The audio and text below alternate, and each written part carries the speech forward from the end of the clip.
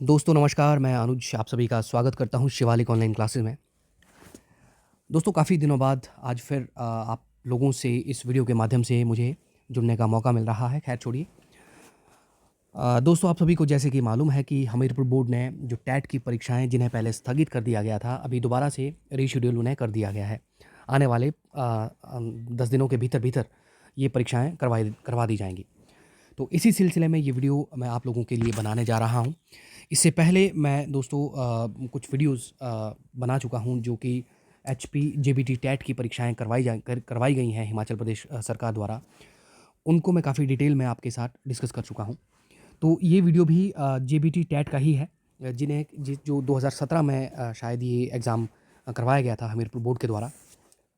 तो इसमें सवालों को मैं आप लोगों के साथ काफ़ी डिटेल में डिस्कस करने की कोशिश करूँगा। अंत तक वीडियोस में ज़रूर बने रहिए दोस्तों। और यदि आप जेबीटी टैट या फिर टीजीटी टैट इन एग्ज़ाम्स की प्रेपरेशंस कर रहे हैं तो आप इन वीडियोस को ज़रूर देखें, क्योंकि अब तक यदि आपने देखा है तो आप लोगों को इस बात की जानकारी हो जाएगी कि कई ऐसे सवाल हैं जिन्हें इन परीक्षाओं में रिपीट किया जाता है दोस्तों। तो चलिए पहला सवाल देखते हैं। पहला सवाल है कि भूतनाथ मंदिर कहाँ पे है? Option A Bhuntar, option B Sarahan, option C Mandi, option D Manali. तो इस सवाल का जो सही जवाब है वो ऑप्शन सी है दोस्तों। भूतनाथ मंदिर जो है ये हिमाचल प्रदेश के ज़िला मंडी में है, और इसका निर्माण जो है भूतनाथ मंदिर का, ये राजा अजबर सेन के द्वारा किया गया है। अजबर सेन ये वही राजा है दोस्तों जिन्होंने मंडी शहर की स्थापना की है 1526 ईस्वी में। और भुंतर में दोस्तों यहाँ पर विश्वेश्वर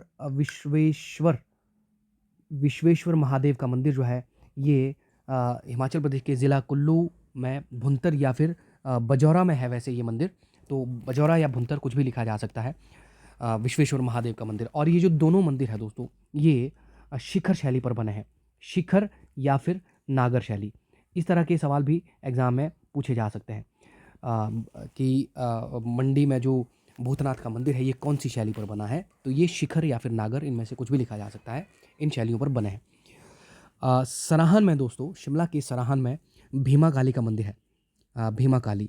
और इसके अलावा मनाली में एक तो हडिम्बा का मंदिर है, हडिम्बा, इसे हम डुंगरी मंदिर भी कहते हैं, डुंगरी माता का मंदिर। और मनु का मंदिर भी मनाली में ही है।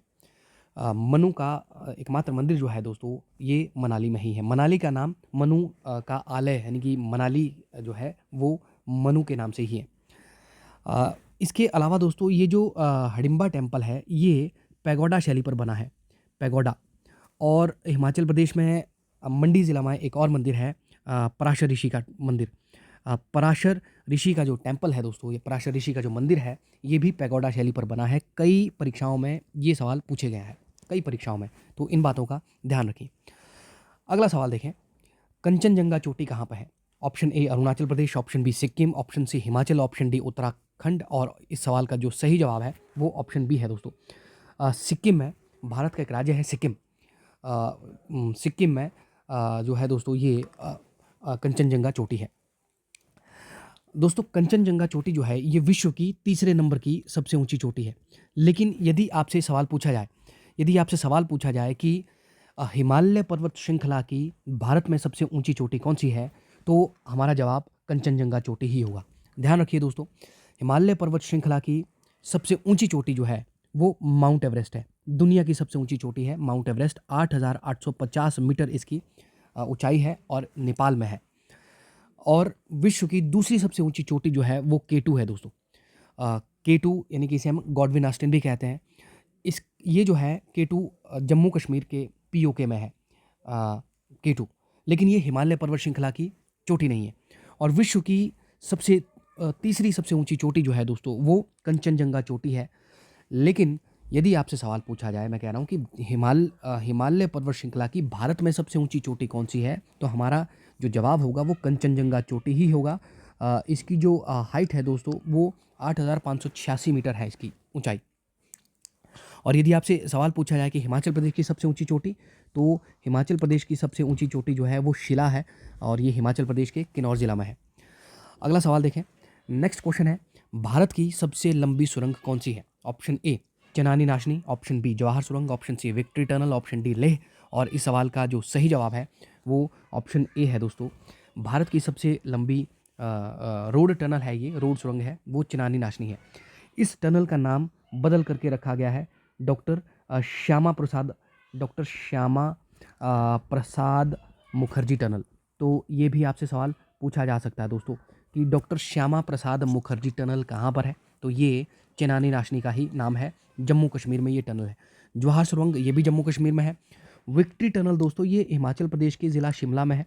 इसका निर्माण जब द्वितीय विश्व युद्ध यानी कि सेकेंड वर्ल्ड वॉर जब हुआ था और ब्रिटेन को इस सेकेंड वर्ल्ड वॉर में जब विजय मिली थी, उसके उपलक्ष्य में इसका निर्माण किया गया था। अगला सवाल है कि कंप्यूटर का दिमाग किसे कहते हैं। Option A RAM, option B ROM, option C CPU, option D motherboard. तो इस तरह के सवाल आपसे कंप्यूटर में पूछे जा सकते हैं दोस्तों एग्जाम में। काफ़ी आसान सवाल यदि कंप्यूटर से पूछे जाएंगे तो काफ़ी आसान से सवाल रहेंगे। तो कंप्यूटर का दिमाग हम ऑप्शन सी सीपीयू को कहते हैं, सेंट्रल प्रोसेसिंग यूनिट इसकी फुल फॉर्म है। रैम जो है दोस्तों इसकी फुल फॉर्म है रैंडम एक्सेस मेमोरी। रोम की फुल फॉर्म है रीड ओनली मेमोरी। रैम जो है ये कंप्यूटर की अस्थाई मेमोरी है, यानी कि ये वोलेटाइल मेमोरी है। ये कंप्यूटर की टेम्परेरी मेमोरी हम इसको कह सकते हैं। रोम रीड ओनली मेमोरी ये कंप्यूटर की स्थाई मेमोरी है और इसको हम ये कंप्यूटर की नॉन वोलेटाइल मेमोरी है, नॉन वोलेटाइल या फिर स्थाई मेमोरी या फिर परमानेंट मेमोरी। और रैम दोस्तों ये अस्थाई मेमोरी है और ये वोलेटाइल मेमोरी है या फिर टेम्परेरी मेमोरी कंप्यूटर की है। इसी तरह आपसे सवाल यदि पूछा जाए कंप्यूटर की खोज किसने की, तो कंप्यूटर की खोज की चार्ल्स बेबेज ने। आपसे सवाल पूछा जा सकता है WWW की फुल फॉर्म बताइए, वर्ल्ड वाइड वेब। इसी तरह से आपको कंप्यूटर से कुछ आसान से सवाल पूछे जाते हैं। एक बार सवाल पूछा गया कि फेसबुक के संस्थापक कौन है, तो फेसबुक के संस्थापक मेरे आई होप सभी को मालूम होगा, मार्क जकरबर्ग जो है ये फेसबुक के संस्थापक हैं। नेक्स्ट क्वेश्चन है जापान की मुद्रा क्या है। Option A dollar, option B pound, option C रुपया, ऑप्शन डी येन। और इस सवाल का जो सही जवाब है दोस्तों वो ऑप्शन डी है। येन जो है ये जापान की मुद्रा है और युआन जो है दोस्तों, युआन ये चीन की मुद्रा है, चाइना की। हालांकि चाइना की जो ऑफिशियल करेंसी है वो रेनमिनबी है, पर एग्ज़ाम में सवाल येन और युआन भी पूछे जाते हैं। डॉलर जो है दोस्तों ये यूएसए की है, यानी कि United states of America. Pound जो है ये ब्रिटेन की करेंसी है। रुपया जो है ये भारत की करेंसी है या फिर नेपाल की करेंसी नेपाली रुपया है। और पाकिस्तान की करेंसी जो है पाकिस्तानी रुपया है। इसके अलावा आपसे सवाल पूछा जा सकता है कि बांग्लादेश की मुद्रा कौन सी है, तो बांग्लादेश की जो मुद्रा है दोस्तों वो टका है। भूटान की मुद्रा यदि आपसे पूछा जाए तो भूटान की जो मुद्रा है वो नगुल्ट्रम है, नगुल्ट्रम ये भूटान की मुद्रा है। इसी तरह से एग्ज़ाम में करेंसी से सवाल पूछे जा सकते हैं। जैसे आपसे सवाल पूछा जा सकता है दोस्तों कुछ मध्य पूर्वी देश है, जैसे ईरान हो गया, इराक हो गया, माफ़ कीजिए ईरान हो गया, कुवैत हो गया, जॉर्डन हो गया, लीबिया हो गया। इन देशों की आपसे करेंसी पूछी जा सकती है। तो इनकी जो करेंसी है, इनकी जो मुद्रा है वो दिनार है, दिनार। यूरोप में काफ़ी सारे देश हैं जिनकी करेंसी जो है यूरो है दोस्तों। चलिए अगला सवाल है क्वेश्चन नंबर 126। शहीद स्मारक कहाँ पर है। Option A Dharamshala, option B Hamirpur, option C Kangra, option D Una. और इस सवाल का जो सही जवाब वो ऑप्शन ए है दोस्तों। शहीद स्मारक जो है धर्मशाला में है। ऑप्शन में आपको कांगड़ा और धर्मशाला दोनों दिए गए हैं। मैं कई बार आपको बता चुका हूँ, 2 ऑप्शन दिए गए हों उनमें जो सटीक ऑप्शन जो है वही हम बताएंगे। तो धर्मशाला में शहीद स्मारक है। इसे हम वीर भूमि भी कहते हैं कांगड़ा को, क्योंकि काफ़ी सारे वीर जो हैं वो हिमाचल प्रदेश के ज़िला कांगड़ा से हुए हैं, जिन्होंने भारतीय सेना में बहुत अद्भुत योगदान जिन्होंने दिया है। नेक्स्ट क्वेश्चन है दोस्तों, हिमाचल प्रदेश की सबसे लंबी नदी कौन सी है। ऑप्शन ए है रावी, ऑप्शन बी है सतलुज, ऑप्शन सी है ब्यास, ऑप्शन डी है यमुना। और इस सवाल का जो सही जवाब है दोस्तों, इस सवाल का सही जवाब ऑप्शन बी है। सतलुज जो है ये हिमाचल प्रदेश की सबसे लंबी नदी है और हिमाचल प्रदेश में इसकी जो लंबाई है तकरीबन 320 किलोमीटर की लंबाई है। सतलुज नदी दोस्तों ये हिमाचल प्रदेश के ज़िला किन्नौर में से हिमाचल प्रदेश में एंटर होती है, प्रवेश करती है। शिप की दर्रे से ये हिमाचल प्रदेश में प्रवेश करती है। और यदि आपसे सवाल पूछा जाए कि जल ग्रहण क्षेत्र यानी कि जो कैचमेंट एरिया जो है वो कौन सी नदी का सबसे अधिक है हिमाचल प्रदेश में, तो वो भी सतलुज नदी का ही जल ग्रहण क्षेत्र सबसे अधिक होगा। तकरीबन 20,000 स्क्वायर किलोमीटर जो है इसका जल ग्रहण क्षेत्र है सतलुज नदी का। हिमाचल प्रदेश की सबसे बड़ी झील जो है, हालांकि ये झील जो है ये मैन मेड है, यानी कि मानव निर्मित है। इसका नाम है गोविंद सागर झील। गोविंद सागर झील जो है दोस्तों, ये हिमाचल प्रदेश की सबसे बड़ी झील है, चाहे प्राकृतिक पूछा हो चाहे कृत्रिम पूछा हो, और ये झील भी सतलुज नदी पर ही बना है। इसके अलावा जो ब्यास नदी है दोस्तों, ये हिमाचल प्रदेश में इसकी जो लेंथ है, इसकी लंबाई ब्यास नदी की तकरीबन तकरीबन 256 किलोमीटर है, तकरीबन। यमुना नदी जो है ये हिमाचल प्रदेश में बहने वाली सबसे छोटी नदी है। चलिए नेक्स्ट क्वेश्चन देखते हैं। नेक्स्ट क्वेश्चन है दोस्तों, ग्रेट हिमालयन नेशनल पार्क कहाँ पर स्थित है? Option A Punjab, option B Uttarakhand, option C Assam, option D Himachal Pradesh. और इस सवाल का जो सही जवाब वो ऑप्शन डी है, हिमाचल प्रदेश में है ग्रेट हिमालयन नेशनल पार्क। और ये जो ग्रेट हिमालयन नेशनल पार्क है दोस्तों, इसकी जो स्थापना 1984 में हुई है। Great Himalayan national park, Himachal Pradesh में 5 नेशनल पार्क यानी कि 5 राष्ट्रीय उद्यान है दोस्तों। एक है ग्रेट हिमालयन नेशनल पार्क, ये हिमाचल प्रदेश का सबसे बड़ा राष्ट्रीय उद्यान है, नेशनल पार्क है। और 2014 में इसको यूनेस्को की वर्ल्ड हेरिटेज साइट में इसको लिस्टेड किया गया है दोस्तों। ये सवाल एग्जाम में पूछा जा सकता है। इसके अलावा हिमाचल प्रदेश में जो है वो पिन वैली नेशनल पार्क है, पिन घाटी राष्ट्रीय उद्यान। ये हिमाचल प्रदेश के लाहौल स्पीति में है, लाहौल स्पीति के स्पीति घाटी में ये है। इसके अलावा दोस्तों हिमाचल प्रदेश के जो 3 नेशनल पार्क 2010 में बनाए गए, एक है इंद्र किला नेशनल पार्क, उसके बाद है दोस्तों खीर गंगा नेशनल पार्क, खीर गंगा, और ये दोनों हिमाचल प्रदेश के ज़िला कुल्लू में है। और इसके अलावा सिम्बलवाड़ा नेशनल पार्क जो ये हिमाचल प्रदेश के सिरमौर ज़िला में है दोस्तों। ये भी आपसे एग्जाम में सवाल किए जा सकते हैं।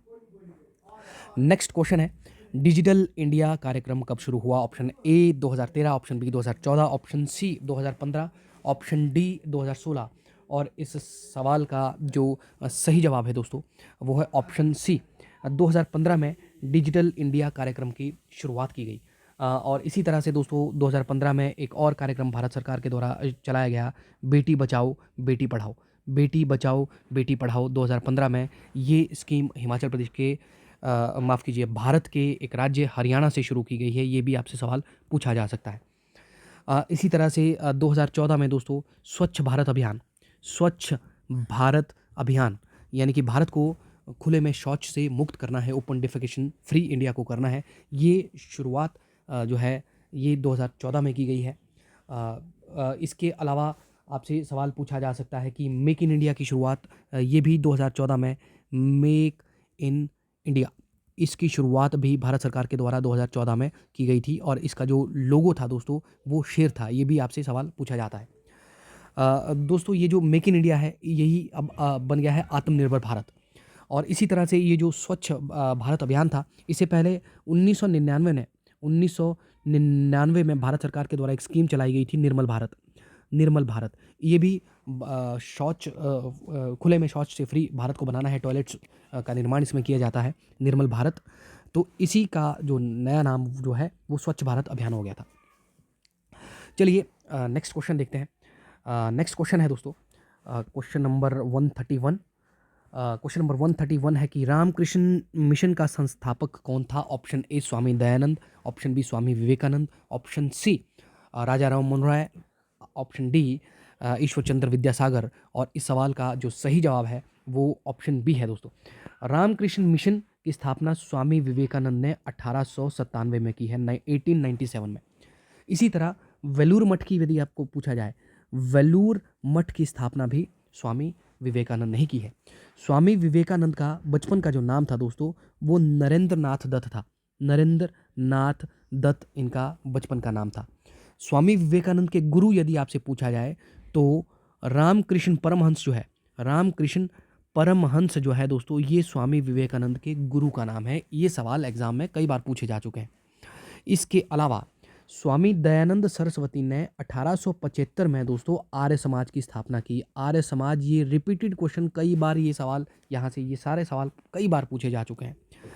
शायद पिछली बार जो टैट का एग्ज़ाम हुआ, मुझे अभी ध्यान नहीं है कि जेबीटी टैट है या फिर टीजीटी टैट है, उसमें ये सवाल पूछे गए, आर्य समाज की स्थापना किसने की या कब की गई।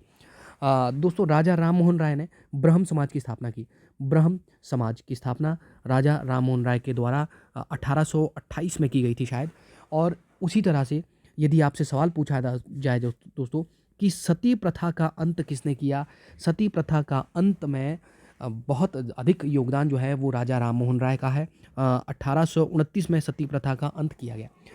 सती प्रथा के अंत के लिए राजा राम मोहन राय ने काम किया दोस्तों, लेकिन इसे एक कानून में जो एक्ट जो लाया गया, सती प्रथा एक्ट, वो यदि आपसे सवाल पूछा जाए, यदि आपको गवर्नर जनरल या भारत के वायसरायज पूछे जाएं, तो ध्यान रखिए विलियम बेंटिक, यदि ऑप्शन में होगा, विलियम बेंटिक ने सती प्रथा के लिए कानून बनाया है 1829 में, और राजा राम मोहन राय का योगदान इसमें रहा है।